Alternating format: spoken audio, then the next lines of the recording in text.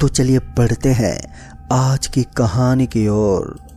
दोस्तों, जब नया साल आता है तो उस दिन हम बहुत सी चीजें करते हैं, जैसे कि दोस्तों के साथ पार्टी और जगह जगह पर घूमना फिरना। मगर जब वो नया साल ही हमारे लिए भयानक बन जाए तो क्या होगा। दोस्तों, मेरा नाम प्रेम है और मेरे साथ जो हुआ वो शायद ही किसी के साथ हुआ होगा।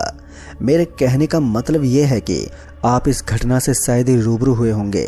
तो बात कुछ ऐसी है कि नया साल आने के एक दिन पहले मैंने और मेरे दोस्त राजू ने प्लान किया कि हम लोग नए साल में बाहर पार्टी करने जाएंगे। और हमारी एक दोस्त पूजा को भी हमने बोल दिया था, मगर उसने ये कहकर मना कर दिया कि उसे कोई कॉलेज से प्रोजेक्ट मिला है जिसे वो पूरा करने में लगी हुई है, इसलिए वो नहीं आएगी। फिर मैंने राजू को बोल दिया कि पूजा ने आने से मना कर दिया है। और फिर उसके बाद हम दोनों ने ही प्लान किया कि हम दोनों ही रात के 7 बजे निकलने वाले थे। मैंने अपने घर में भी बोल दिया था कि आज मैं राजू के साथ बाहर जा रहा हूँ पार्टी करने के लिए। फिर इसके बाद जब राजू गाड़ी लेकर आया तो मैं घर से निकल पड़ा। उस वक्त यहीं तकरीबन रात के 7:15 बज रहे थे और हम दोनों ने प्लान किया था कि हम आज नाइट आउट करेंगे। पूरी रात हम घर से बाहर ही रहेंगे और जैसा हमने प्लान किया था वैसा ही हम करने वाले थे। लेकिन जब हम दोनों अपने घर से काफी दूर आ गए थे, घर से दूर आने के बाद जब राजू की नज़र सामने खड़ी लड़की पर पड़ी तो उसने गाड़ी को उस लड़की के पास रोक दिया। जब हमने उस लड़की की तरफ देखा तो हमें पता चला कि वो लड़की कोई और नहीं बल्कि पूजा ही थी। अब पूजा को देखकर हम दोनों थोड़ा चौंक गए थे कि ये यहाँ पर क्या कर रही है। इसने तो हमसे मना कर दिया था कि मैं नहीं आ सकती, तो फिर ये यहाँ पर कैसे। अभी हम दोनों यही सब सोच ही रहे थे कि तभी राजू ने कहा कि अरे पूजा, तू यहाँ पर कैसे। पूजा ने राजू के सवाल का कोई जवाब नहीं दिया और पूजा के जवाब न देने पर मैंने पूजा से कहा, एक काम कर, पहले तू गाड़ी के अंदर बैठ, उसके बाद बात करते हैं। वैसे भी अब तू बाहर आ ही गई है तो चलते हैं हम लोग। हमारे ये कहने पर पूजा गाड़ी में आकर बैठ गई। पूजा जैसे गाड़ी के अंदर बैठी तो उसी वक्त राजू ने गाड़ी को आगे बढ़ाना शुरू कर दिया। हमारी गाड़ी अब काफ़ी दूर निकल आई थी, लेकिन उस वक्त जब हम पूजा से कुछ भी पूछ रहे थे तो वो हमारी बातों का कोई जवाब ही नहीं दे रही थी, जो हमारे मन में एक अजीब सा सवाल पैदा कर रही थी। अभी मैं और राजू यही सब सोच ही रहे थे कि तभी मेरा फ़ोन बजा। फ़ोन के बजते ही जब मैंने फ़ोन देखा तो फ़ोन पर पूजा का कॉल था। पूजा का कॉल आता देखकर मैं थोड़ा घबरा गया कि पूजा तो मेरे पीछे बैठी हुई है, तो फिर ये मुझे कॉल क्यों कर रही है। लेकिन फिर जब मैंने उसका फ़ोन उठाया तो उसने कहा कि सॉरी प्रेम, मैंने तुमसे झूठ बोला कि मुझे कॉलेज का काम करना है।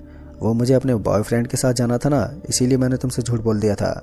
उसकी बात सुनते ही मेरे तो रोंगटे खड़े हो गए। मेरे सर से अब पसीना निकलने लगा था और तभी मैंने पूजा से कहा कि पर यार, तू तो मेरे पीछे बैठी है।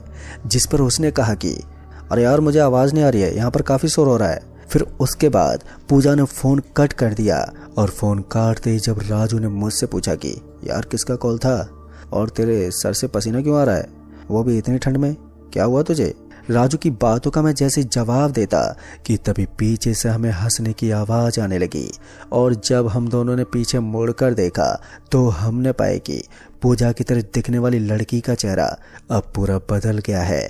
उसकी आंखें सफ़ेद पड़ गई हैं और उसके चेहरे पर कटे हुए निशान भी पड़ चुके थे और वो एक डरावनी मुस्कान दिए जा रही थी। उसकी डरावनी हंसी को देखकर हम दोनों की हालत बहुत ही ज़्यादा खराब हो गई थी। राजू का तो गाड़ी के हैंडल से संतुलन भी बिगड़ गया था और गाड़ी सीधा जाकर एक पेड़ से टकरा गई। गाड़ी जैसे पेड़ से टकराई तो हम दोनों का सिर गाड़ी के हैंडल में लगा, जिसके बाद हम दोनों वहीं पर बेहोश हो गए। और जब थोड़ी देर के बाद मेरी आंखें खुली तो मैंने देखा कि राजू गाड़ी के अंदर था ही नहीं। राजू को गाड़ी के अंदर ना पाकर मैं गाड़ी से बाहर निकला और राजू को आवाज़ देने लगा, मगर जब राजू मुझे कहीं भी नहीं दिखा तो मैं अब परेशान होने लगा। एक तो मैं पहले से ही डरा हुआ था और ऊपर से राजू भी गायब था। तो मैंने उसी वक्त अपना फ़ोन निकाला और राजू को कॉल मिलाया। जब मैंने राजू को कॉल किया तो राजू के फ़ोन की रिंगटोन मुझे सामने बना एक घर, जो कि पूरा खंडर में तब्दील हो रखा था, उसी खंडर के अंदर से राजू के फ़ोन की रिंगटोन मुझे सुनाई दे रही थी। मगर राजू मेरा फ़ोन उठा ही नहीं रहा था। मैंने उसको दोबारा कॉल किया मगर फिर दोबारा उसने मेरा फ़ोन ही नहीं उठाया। राजू के फ़ोन ना उठाने पर मैंने सोचा कि मुझे खुद ही इस घर के अंदर जाकर देखना होगा। फिर इसके बाद जब मैं उस घर के अंदर गया तो वो घर अंदर से बहुत ही पुराना दिखाई पड़ रहा था। मुझे पता नहीं क्यों उस घर के अंदर बेचैनी होने लगी थी। जब मैं उस घर के और अंदर गया तो मैंने राजू को आवाज़ लगाई, मगर इस बार भी उसने मेरी आवाज़ का कोई भी जवाब ही नहीं दिया। फिर मुझे याद आया कि राजू का फ़ोन यहीं पर बज रहा था, इसलिए मुझे उसे एक बार फिर से कॉल करना चाहिए ताकि वो शायद मेरा फ़ोन उठा ले। फिर इसके बाद मैंने राजू को फ़ोन मिलाया और जैसे मैंने राजू को फ़ोन मिलाया तो उसके बाद ही उसका फ़ोन मुझे फिर से बजते सुनाई दिया। जब मैं आवाज़ सुनते सुनते उसके फ़ोन के पास पहुंचा तो मैंने देखा कि उसका फ़ोन तो वहीं पर पड़ा हुआ था। उसके फ़ोन को देखकर मैंने उसका वो फ़ोन ज़मीन पर पड़ा हुआ उठा लिया। फ़ोन उठाते ही जब मैंने उसके फ़ोन को देखा तो मेरी आंखें फटी की फटी रह गई। दरअसल मैंने देखा कि उसके फ़ोन में खून लगा हुआ था। फ़ोन में खून लगा पाकर मैं समझ गया कि राजू किसी मुसीबत में है। अब मैं घबराने लगा था कि कहीं राजू के साथ कुछ हुआ तो नहीं है। अभी मैं यही सब सोच ही रहा था कि तभी मुझे राजू की आवाज़ आई। राजू की आवाज़ आते ही जब मैंने अपने चारों तरफ देखा तो मुझे वो राजू कहीं भी दिखाई नहीं दिया। लेकिन इसी बीच मुझे फिर से राजू की आवाज़ सुनाई दी। वो ये कह रहा था कि बचाओ मुझे। इस बार मैंने उसकी आवाज़ को ध्यान से सुना और उसके बाद मुझे वो आवाज़ उस घर के अंदर बने एक दरवाजे से आ रही थी। जब मैंने वो दरवाज़ा खोला तो मैंने देखा कि उसके अंदर सीढ़ियाँ बनी हुई थी जो कि नीचे की तरफ जा रही थी। फिर इसी के चलते मैं उन सीढ़ियों से नीचे जाने लगा और जब मैं नीचे पहुंचा तो मैंने देखा कि वहाँ पर एक कमरा बना हुआ था और वहाँ पर काफ़ी अंधेरा था। उस अंधेरे को देखकर मैंने अपने फ़ोन की टॉर्च को ऑन किया और जैसे मैंने फ़ोन की टॉर्च को ऑन किया और सामने की तरफ देखा तो उसे देखकर तो मेरे हाथ पैर कँपाने लगे थे। दरअसल मैंने देखा कि राजू उस कमरे की एक दीवार में घुसा हुआ है। बस उसके हाथ पैर और उसका सर बाहर था, बाकी का शरीर दीवार में धंसा हुआ था। फिर मैं जल्दी से उसके पास पहुंचा और उसे जगाने लगा क्योंकि वो बेहोश था।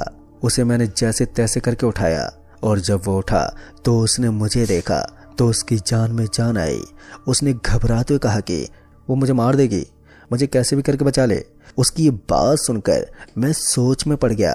फिर उसके बाद मैंने उससे कहा कि क्या हुआ तुझे, किससे बचा लूं, और तेरी हालत किसने की है, और तू गाड़ी से यहाँ पर कैसे आ गया। मेरी बात सुनने के बाद उसने कहा कि भाई पूजा ने ही ये सब किया है और उसने ही मुझे इस दीवार के अंदर धंसा दिया। राजू की बात पर मैंने उसे समझाते हुए कहा कि वो पूजा नहीं बल्कि उसकी हमशक्ल है। अब ये बात सुनते उसके चेहरे का रंग बदल गया और उसने कहा कि भला ऐसा कैसे हो सकता है। पर अभी हम दोनों यही सब बातें ही कर रहे थे कि तभी राजू ने कहा कि भाई पीछे देख, वो आ गई। राजू के इतना कहते ही जब मैंने डरते डरते पीछे मुड़कर देखा तो मैंने पाया कि पीछे वही लड़की खड़ी थी। उस लड़की को देखकर मेरी सांसें उखड़ने लगी क्योंकि इस बार उस लड़की के हाथों में किसी का कटा हुआ सर था जिसे देखकर हम बहुत ही ज्यादा डर गए थे। अभी हम उसी लड़की की तरफ ही देख रहे थे कि एकदम से उस लड़की ने मेरे पैरों को पकड़ के ऊपर उठा दिया और जब उसने मुझे ऊपर लटका दिया तो मैं और भी ज़्यादा दहशत में आ गया। दरअसल मैंने उस लड़की से कहा कि मुझे छोड़ दो, मैंने तुम्हारा क्या बिगाड़ा है, तुम क्यों हमें यहाँ पर लेकर आई हो और क्या चाहती हो। पर दोस्तों उस वक्त पता नहीं मुझ में कहाँ से इतनी हिम्मत आ रही थी कि मैं उस चुड़ैल को ये सब कह पा रहा था। फिर उसने पता नहीं क्यों मुझे नीचे उतार दिया और जब मैं नीचे गिरा तो मैं सीधा राजू के पास जाकर खड़ा हो गया। जब मैं राजू के पास खड़ा हुआ तो उस लड़की ने कहा कि तुम अगर अपने दोस्त की जान बचाना चाहते हो तो तुम्हें मेरा एक काम करना होगा। और उस लड़की के इतना कहने पर मैं और भी ज़्यादा घबराने लगा कि अब ये ऐसा कौन सा काम देगी। मेरे दिमाग में अभी यही सब सवाल चल रहे थे कि तभी उस लड़की ने बताया कि तुम्हें यहाँ से कुछ ही दूरी पर एक हॉस्पिटल दिखाई देगा जो कि बंद पड़ा हुआ है, लेकिन वो हॉस्पिटल रात के 1:30 बजे खुलेगा। तुम्हें उस हॉस्पिटल के खुलते ही उसके अंदर चले जाना है और याद रखना तुम्हें उस हॉस्पिटल के अंदर सफ़ेद कपड़े पहनकर ही अंदर जाना होगा, नहीं तो तुम्हें वो लोग मार देंगे। फिर इसके बाद तुम्हें उस हॉस्पिटल के रूम नंबर 24 में जाना होगा। उस रूम के अंदर तुम्हें एक लाश मिलेगी और उस लाश को लेकर तुम्हें उस हॉस्पिटल से निकलना है। लेकिन उस हॉस्पिटल से लाश को लेकर निकलना बहुत ही मुश्किल है, क्योंकि उस हॉस्पिटल के अंदर एक डॉक्टर है जो कि जिंदा लोगों और मरे हुए लोगों पर एक्सपेरिमेंट करता है। अगर उसने तुम्हें पहचान लिया तो वो तुम्हें कैद कर लेगा और तुम्हारे ऊपर भी एक्सपेरिमेंट करेगा। अगर तुम उस हॉस्पिटल से निकल गए तो उसके बाद तुम्हें उस लाश को लेकर सीधा शमशान घाट जाना है और वहीं पर उस लाश को तुम जला देना, जिसके बाद तुम और तुम्हारा दोस्त बच सकते हो। लेकिन हाँ, अगर तुम वो काम नहीं कर पाए तो तुम्हारे दोस्त को ये काम करना होगा, वो भी अपनी जान बचाने के लिए, क्योंकि अगर तुम्हारी किस्मत अच्छी रहे तो शायद तुम बच जाओ, लेकिन वो काम तुम्हें रात के 2:30 बजे से पहले करना होगा। अगर तुमने 2:30 बजे से पहले वो काम नहीं किया तो तुम उस हॉस्पिटल के अंदर ही मर जाओगे, क्योंकि वो हॉस्पिटल रात के 2:30 बजे तक ही खुला रहेगा, फिर उसके बाद वो बंद हो जाता है। इसलिए तुम्हें रात के 2:30 बजे से पहले ही हॉस्पिटल से बाहर निकलना होगा। दोस्तों, उस लड़की की ये सारी बात सुनने के बाद मेरी रही सही उम्मीद भी खत्म हो गई थी कि अब मैं यहाँ से बचकर निकल पाऊंगा, लेकिन इसके अलावा मेरे पास कोई और चारा भी तो नहीं था, इसलिए मुझे ये काम करना होगा। मगर फिर मैंने उस लड़की से पूछा कि ये काम तो हमारे अलावा कोई और भी कर सकता था, तो हम ही लोग क्यों? तो उसने कहा कि बहुत सारे लोगों ने इस काम को करने की कोशिश की, मगर शायद उनकी किस्मत खराब थी, वो लोग उस लाश को वहां से नहीं निकाल पाए और उनकी मौत उसी हॉस्पिटल में हो गई। अब उस लड़की के इतना कहने पर मेरी हालत और भी ज्यादा खराब होने लग गई। उसने कहा कि तुम्हारे पास समय अब कम है, तुम्हें जल्दी यहाँ से निकलना होगा। दोस्तों, फिर जब मैंने अपने फोन में समय देखा तो उस वक्त 1:15 हो रहे थे। टाइम को देखने के बाद वो लड़की मुझे लेकर बाहर आ गई। बाहर आने के बाद मैं गाड़ी के अंदर बैठ गया और वो लड़की भी मेरे साथ गाड़ी के अंदर बैठ गई और उसने कहा कि तुम्हें आगे से गाड़ी को दूसरे रास्ते की तरफ मोड़ देना है, उसी रास्ते पर तुम्हें वो हॉस्पिटल मिलेगा। फिर उसके ये कहने पर मैंने गाड़ी को आगे बढ़ाया और जब वो रास्ता मुझे दिखा तो मैंने गाड़ी को उस रास्ते पर मोड़ दिया। फिर थोड़ी दूर आगे जाने के बाद मेरी गाड़ी अपने आप ही रुक गई और जब मैंने बाहर देखा तो मुझे वहां पर वही हॉस्पिटल दिखाई दिया। उस हॉस्पिटल को देखते ही उस लड़की ने कहा कि अब तुम्हें अपना सफर यहीं से तय करना है, और ये कहकर वो लड़की गायब हो गई। खैर दोस्तों, मैंने भी अपनी हिम्मत को बढ़ाया और फिर गाड़ी से उतरकर उस हॉस्पिटल के पास पहुंचा। जब मैं उस हॉस्पिटल के दरवाजे पर खड़ा हुआ तो वो हॉस्पिटल पूरी तरह से वीरान दिखाई पड़ रहा था और उसका दरवाजा बंद था। उस लड़की ने तो कहा था कि यह हॉस्पिटल 1 बजे खुल जाएगा, तो अभी तक खुला क्यों नहीं? और जब मैंने अपने फोन में समय देखना चाहा तो मेरा फोन भी बंद हो गया था, क्योंकि उसमें बैटरी नहीं बची थी।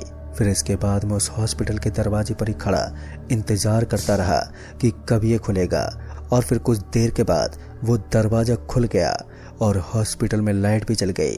फिर मुझे वहां पर नर्स और डॉक्टर दिखाई दिए, मगर उस हॉस्पिटल के अंदर जाने के पहले मैंने बाहर रखे सफेद कपड़े से अपने आप को ढक लिया और मैं हॉस्पिटल के अंदर जाने लगा। जब मैं हॉस्पिटल के अंदर गया तो मैंने देखा कि वहां का माहौल थोड़ा अजीब लग रहा था। वहां पर जो भी लोग थे वो थोड़े अजीब दिख रहे थे, लेकिन मैंने उन लोगों को अनदेखा करके उस लड़की के कहे गए अनुसार रूम नंबर 24 को ढूंढने लगा। जब मैं उस रूम को ढूंढ रहा था तो मैंने देखा कि ऑपरेशन थिएटर से मुझे चीखने और चिल्लाने की आवाजें आ रही हैं। आवाज़ों को सुनने के बाद मैं सीधा उस ऑपरेशन थिएटर के पास पहुंचा और उसके बाद मैंने जो अंदर देखा उसे देखकर तो मेरे पैरों तले जमीन ही खिसक गई। दरअसल मैंने देखा कि वहां पर एक डॉक्टर डेड बॉडी को बीच में से काट रहा था और उसमें से दिल और किडनी बाहर निकाल कर रख रहा था। दोस्तों, उस नज़ारे को देखकर मैं किस तरह का महसूस कर रहा था वो आप सोच भी नहीं सकते। मैंने जैसे तैसे करके अपने आप को संभाला और वहां से दबे पैर जाने लगा। जब मुझे रूम नंबर 24 नीचे नहीं मिला तो मैं ऊपर की तरफ जाने लगा, और जब मैं फर्स्ट फ्लोर में पहुंचा तो मुझे वो रूम नंबर 24 मिल गया। लेकिन उस रूम को देखने के बाद मैं उस रूम के अंदर गया। जब अंदर पहुंचा तो मैंने देखा कि जैसे कि उस लड़की ने मुझे कहा था कि उस रूम में एक लाश रखी हुई है, तो उसी लाश को तुम्हें इस हॉस्पिटल से बाहर निकालना है। उस लड़की के कहे अनुसार मैंने उस लाश को स्ट्रेचर में रखा और उसे लेकर मैं उस रूम से निकला और नीचे जाने लगा। लेकिन जब मैं नीचे उतरा और फिर मैंने जो देखा उसे देखकर तो मुझे मेरी मौत दिखाई देने लगी। दरअसल मैंने देखा कि वो सभी लोग जो हॉस्पिटल में थे वो अब हाथों में खंजर लेकर गेट के पास खड़े हुए थे उन लोगों को देखकर अब मेरी समझ में ये नहीं आया कि मैं करूं तो करूं क्या। मैं अभी यही सब सोच रहा था कि तभी मैंने देखा कि अब वो लोग पता नहीं अचानक से गायब हो गए। उन लोगों को अपने आप गायब होता हुआ देखकर मेरी तो कुछ भी समझ में नहीं आया कि वो लोग गए तो गए कहाँ। इतनी जल्दी मेरी आंखों से वो लोग कैसे ओझल हो गए। खैर मेरे लिए तो ये खुशी की बात थी और शायद मुझे ये लगने लगा था कि मैं राजू को बचा लूंगा, और यही सब सोचकर मैं हॉस्पिटल से बाहर जाने लगा। पर जब मैं उस हॉस्पिटल से बाहर निकलकर उस लाश को लेकर उस लड़की के बताए एक शमशान घाट में जाने लगा तो फिर कुछ देर बाद मैं शमशान घाट पहुंच गया और वहां पर मैंने लकड़ियां जमा की और उसकी लाश को उन लकड़ियों के ऊपर रख दिया। और जब मैंने उस लाश के ऊपर से पन्नी हटाई तो मैंने देखा कि वो लाश किसी और की नहीं बल्कि वो पूजा की ही हमशक्ल लड़की थी जिसने मुझे इस लाश को जलाने के लिए कहा था। लेकिन दोस्तों उस वक्त मैंने ज़्यादा नहीं सोचा और उसके बाद मैंने उस लाश को जला दिया। उस लाश के जलाते ही मैंने देखा कि वो लड़की भी मेरे सामने आ गई और देखते ही देखते वो लड़की गायब होते जा रही थी और फिर थोड़ी देर के बाद वो पूरी तरह से गायब हो गई। उस लड़की के गायब होते ही मैं सीधा गाड़ी के पास गया और गाड़ी को स्टार्ट करके राजू के पास जाने लगा। और जब मैं उस खंडर बने घर के पास पहुंचा तो मैंने देखा कि राजू वहीं बाहर बेहोश पड़ा हुआ था। उसे बेहोश पड़ा देखकर मैं सीधा गाड़ी से नीचे उतरकर उसके पास पहुंचा और उसे उठाया कि राजू जल्दी उठ। फिर जब राजू उठा तो हम दोनों गाड़ी में बैठकर सीधे अपने घर की ओर निकल पड़े और घर पहुंचकर हमारी जान में जान आई। लेकिन इसके बाद जब हमने ये बात पूजा को बताई तो उसके बाद हमें जो पता चला वो हमारी भी सोच से परे था। दरअसल पूजा ने बताया कि वो लड़की कोई और नहीं बल्कि मेरी ही कजन बहन थी। वो बिल्कुल मेरी तरह दिखती थी। दरअसल उसकी मौत 6 महीने पहले हुई थी और उसकी लाश हमें आज तक नहीं मिली। वो रात को अकेले ही बाहर से अपने घर आ रही थी और उसके बाद उसके साथ क्या हुआ ये तो हमें आज तक पता नहीं लगा। हमने उसकी रिपोर्ट भी दर्ज करवाई है पर अभी तक पुलिस उसे ढूंढ नहीं पाई। लेकिन दोस्तों जब हमने उसे सारी बात बताई तो वो ये सब सुनने के बाद बुरी तरह से रोने लगी कि मैंने उसकी लाश को जला दिया। फिर उसने अपने घर वालों की बात बताई और पुलिस जब उस खंडर बने हॉस्पिटल में पहुंची तो वहां पर उन्हें कुछ भी नहीं मिला और ना ही कोई सुराग। दोस्तों ये बात हमारे लिए आज भी पहेली बनी हुई है और उस रात को मैं आज तक नहीं भुला पाया हूँ। तो दोस्तों इस कहानी में बस इतना ही। तब तक के लिए बाय एंड टेक केयर।